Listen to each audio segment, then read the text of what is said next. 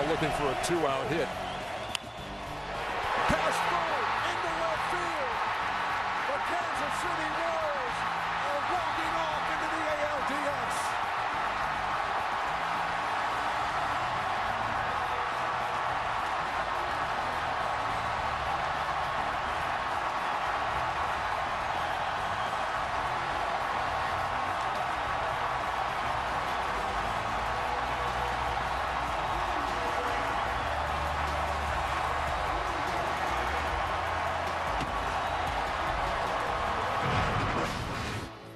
All right, welcome to the postseason show presented by Exxon and Mobil. I'm Casey Stern, Gary Sheffield, Pedro Martinez. If you didn't enjoy that, you're in the wrong spot. One of the better baseball games in a postseason we've seen in years. We got it to open the postseason. Wow.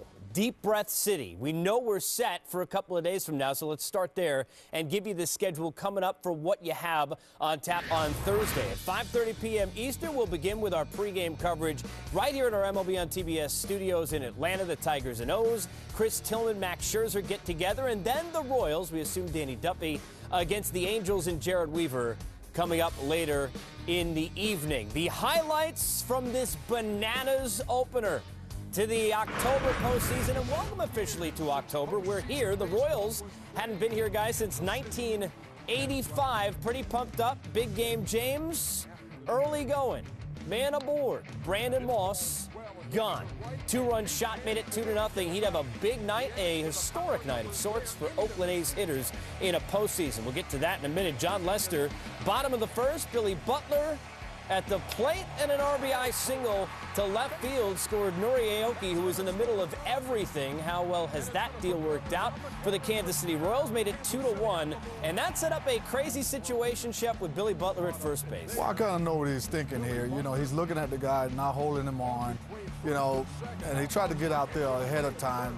But, you know, Lester was looking right at him, and he was in no man's land, and cost him the inning right there. Little bit of a cutesy spot, not cute for Gio Soto. Giovanni injuring his hand. Derek Norris would have to come in, his usual catcher of John Lester during the course of the year, so maybe that would help. We move on, bottom of the third, 2 outs and a runner on third, and Lorenzo Cain had a big night. RBI double to left. The Moose, Mike Moustakas, comes around to score. And we're in business. The Royals tie it up at 2, and then to try and get the lead, how about Eric Hosmer? Single to left. This would score Cain. Dumps in front of Fold, and the Royals had an advantage. So what would they do with it? Well, we know about that bullpen, so they got to get to 7, 8, 9, right? Herrera and Davis and Holland. Well, in the 6th, Pedro Martinez, what happened here? Well, I think Nate Yost is trying to give away this game any way possible.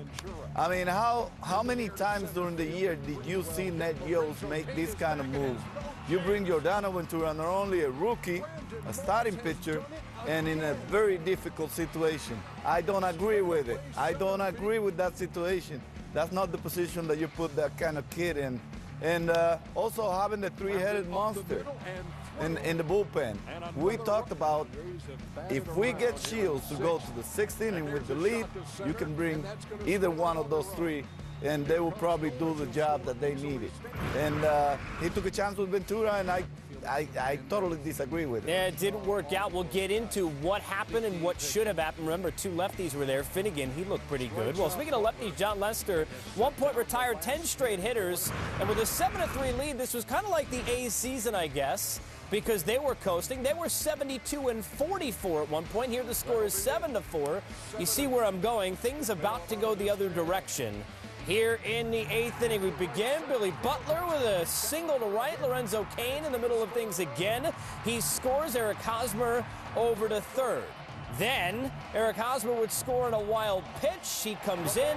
7 stolen bases, advancing runners, small ball. You can call it baseball. The Royals had it going, and the mojo was there. The crowd was terrific, by the way. 7-6 in the 8th, and then Luke Gregerson. Now, remember this AB against Salvador Perez on 3 pitches. He'd have some redemption later in the game. Then Infante would strike out swinging. 7-6 your score. Royals fans upset. It's temporary. There were like 3 hours left. Don't worry. Top 9.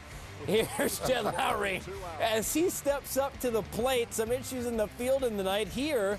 He flies out to right, and we stay at 7-6, leaving them loaded. And that takes us to the speed again of the Royals. And here's Gerard Dyson. And Shep, we saw this really all night with the kids. Well, we saw this the whole night.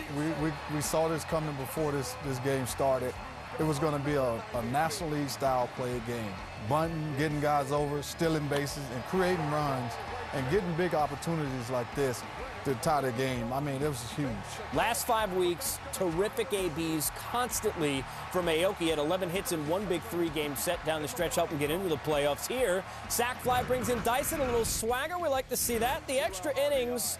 And here is Salvador Perez. And remember, we had the 3-pitch strikeout. Gregerson here, ground out second. The redemption song, good tune. Going to be sung at some point later in this game. And then, how about the guts of Brandon Finnegan? This is a kid just out of college, and boom, Pedro, right in the spotlight, getting it. Well, getting it done, and I mean, I can't describe how high this kid is in my heart. I mean, a kid out of college, just pitching in the College World Series, comes in, settles the whole team down to give them an opportunity to come back. Great for him, and great future for him in the future. We go to the top of the 12th. Josh Reddick advances to third on a Jason Frazier wild pitch, and it sets up the former Royal. Speaking of redemption, here's Alberto Callaspo. Ribby single to left. We had thrown out papers 78 and 79. Thought we were ready for postgame. Paper number 80, bring it on. Here's the bottom of the 12th, and Eric Hosmer. Remember, left field, we've got Gomes now. We have Fold in center. It wasn't going to matter. The ball too high to get to. If this is Dyson or Gore, forget it. You got an inside the Parker instead. Hosmer, who had 3 big hits on the day, including this triple, rumbles to third base. And it sets us up for the drama. And for the Royals all night, they continued to find ways to come back. They got big hits, and you knew it was going to come to a point where someone would step up. And you love stories where you get some redemption. Here's the chopper. This scores the tying run in the 12th inning to give you a little bit of a pump fist here, a fist pump from Eric Hosmer. The Moose is pretty jacked up. The Royals end up setting things up for Salvador Perez and some redemption, Chef. Absolutely. I mean, they've been feeding this guy breaking ball after breaking ball, and he was jumping out there. And then all of a sudden they would come inside, and he don't look too good on the swing. But this kid, he's smarting up this last at bat. He knew it was a man on third base. They can't bounce the ball here and get a pass ball. So he got a pitch up. He was able to hook it to left field, and congratulations to the Warriors. All right, I've seen you guys celebrate. The goggles are necessary, right? Oh, absolutely. Right? It burns. It burns in your eyes. If the champagne goes in your eyes, But it's a good burns burn. a lot. When you think about this game, so much went on. You almost forget that Lester and Shields pitched in at Moss with the 2 home runs. That coming off a cortisone shot last week with the hit. We thought that would be a story. I mean, really, this game had pretty much everything in it. And for Bob Melvin, it ended like the season, not probably in the way that he would have wanted. Let's hear what he had to say. Can you just speak to the game that Brandon Moss had after kind of a rough second half of the season and delivering the way he did tonight? Yeah, I mean, first inning, you score a couple runs in the first inning and you feel like, now we're on our way. And then we lose the lead, and then hits another 3-run homer, and you feel like with our pitching it's going to hold up, but it didn't. But, we've seen him make those swings before. Lester's numbers wind up. Wait for the microphone, please. They have to hear it upstairs. Okay. Bob, the course of this game seemed to almost mirror your season in some ways. Up big and things looking good, and then lots of injuries, and things sort of go erratic. Did you have that sense? I didn't. It's not something you think about during the course of a game. Maybe when you reflect a little later, but it hadn't occurred to me. But all those things you talk about transpired during the game. Okay, in the back now. Bob, Lester wasn't as dominant as he has been frequently against these guys or down the stretch, but what did you think of his toughness battling through some of those situations? You know what? I thought he was really good after giving up a couple of runs. He really settled in and was throwing the ball great. He just tired a little bit there at the end after, throwing 110 pitches or whatever it is in 7+ innings. So I thought after the initial couple of runs they scored, he threw the ball really well. and toughened up when he had. All right, there's Bob Melvin. Tough to have a loser in this game. 41 players used. The 7 steals, 5 of those guys, by the way, that were Royals scored. Nearly 5 hours. Dogs and cats living together, mass hysteria. I mean, this was craziness across the board in really just a terrific baseball game that gave you everything from the Royals and from the A's side in the wild card, including gave us a reason. Remember to look back to the future. Remember we opened the pregame show looking back to 1985. Let's go back to the pregame show where we talked about the 7, 8, 9 and Herrera and Davis and Holland and how brilliant those guys are. So let's go back to what happened, because I've been joking with you guys watching the Royals win the game. Ned probably has the good Lord on speed dial to get away with what happened there in that spot. You've got, let's start, Pedro, with you. You've got the 2 lefties to choose from against Moss, who had 87 at-bats against left-handers during the season, 4 home runs, 21 home runs during the season against righties. You had the 7, 8, 9 guys, and instead you go to a guy who's a starter who pitched 70 pitches 2 days ago. Not only that, and the kind of situation you bring a guy like that. I mean, the kid pitched the other day and had, I think, 72 pitches. There's no need to bring another starter in this situation. You have Finnegan in there. You can bring a lefty. You have Duffy.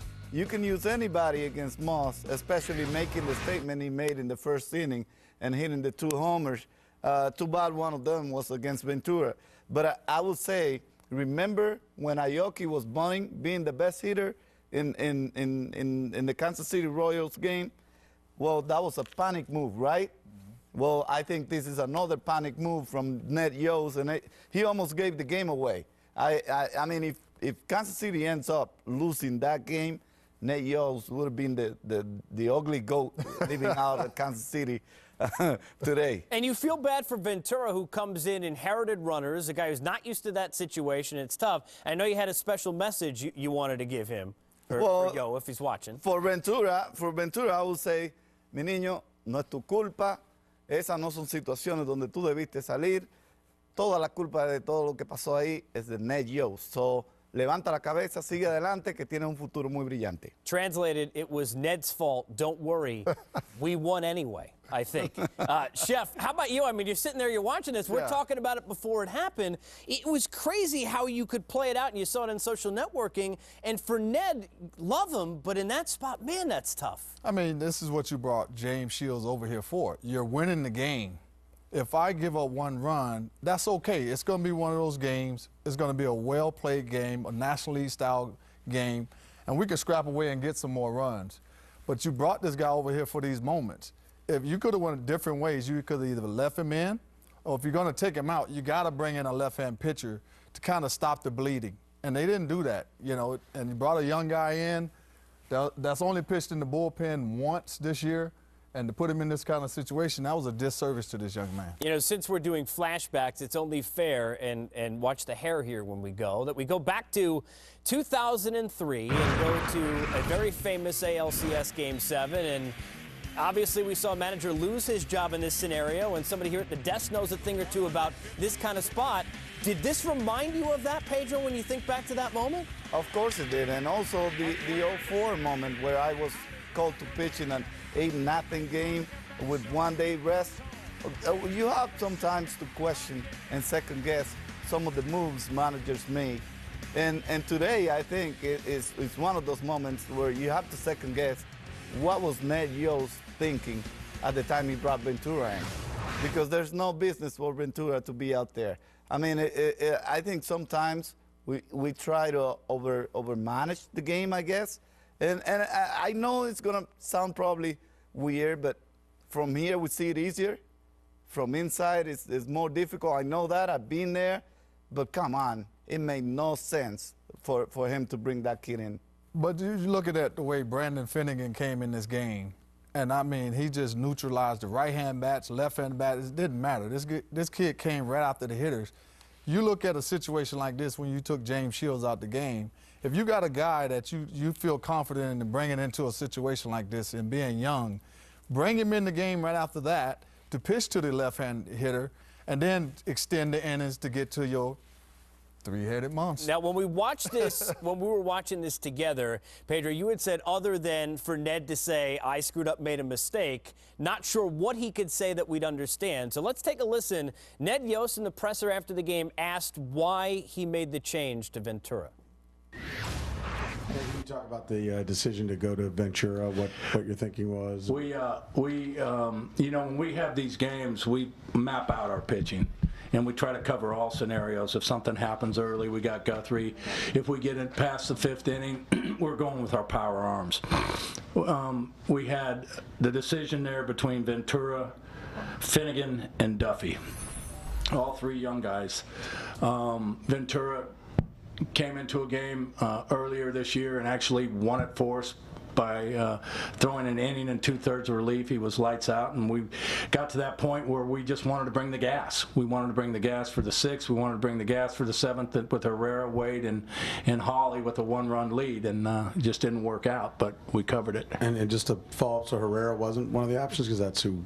What? Herrera was not one of the guys you rattled off. That No, we weren't going to. We didn't want to push Herrera 2 innings. We didn't want to push Herrera 2 innings. As soon as Ventura got up, we had Herrera up, warming up in case Ventura got 2 outs or started walking guys. We were going to, by necessity, bring him in. But got to a 2-1 count on Moss, and he ended up hitting a 3-run homer right off the get-go. So that kind of negated that. And then, you know, ended up getting in some more trouble. We brought Herrera in with 1 out, and he ended up getting 5. But, you know, Kell's 6th inning wasn't, you know, real smooth. He was much better in the 7th, but just one of those things. Right. Very interesting answers. You looking for gas. I don't remember Finnegan throwing 78 miles an hour. I'm pretty sure we saw some cheese coming out the left side. You don't want to throw Duffy because you're saving him for another day or for the next game you can't get. I mean, Pedro, try and make sense of that. Translate for me. Translate anything you say that wasn't, I screwed up and I almost threw the game away, would sound bad, and that's horrible. What he's saying right there is horrible, because if you watch Herrera coming in, Ventura, yes, hit 99 with 1 fastball, the first fastball, but Herrera was right at 100 and 98 consistently. I mean, the kid never came down from 97, and you're going to tell me you wanted gas? And then the next guy you brought in was 96 to 97, and Finnegan at the end was 94 to 96. I mean, talk about gas. How much gas you want? Why don't you just go and get a gas station? He wanted a full tank of gas. He wanted 107 miles an hour. Yeah. I mean, oh my goodness. And then the other part is you get James Shields, who was at 88 pitches at the same time. Lots to talk about from this game. But it is time, sweeping the nation, to find out who is your daddy. The votes, you can go hashtag Kane, hashtag Shields, hashtag Perez, or if you like to go the A's route, like Delaware did earlier, hashtag Moss. Here is what it sounded like for the game-winning hit from Salvador Perez on Kansas City Royals Radio. The pitch. Swinging a ground ball to third. It's fair!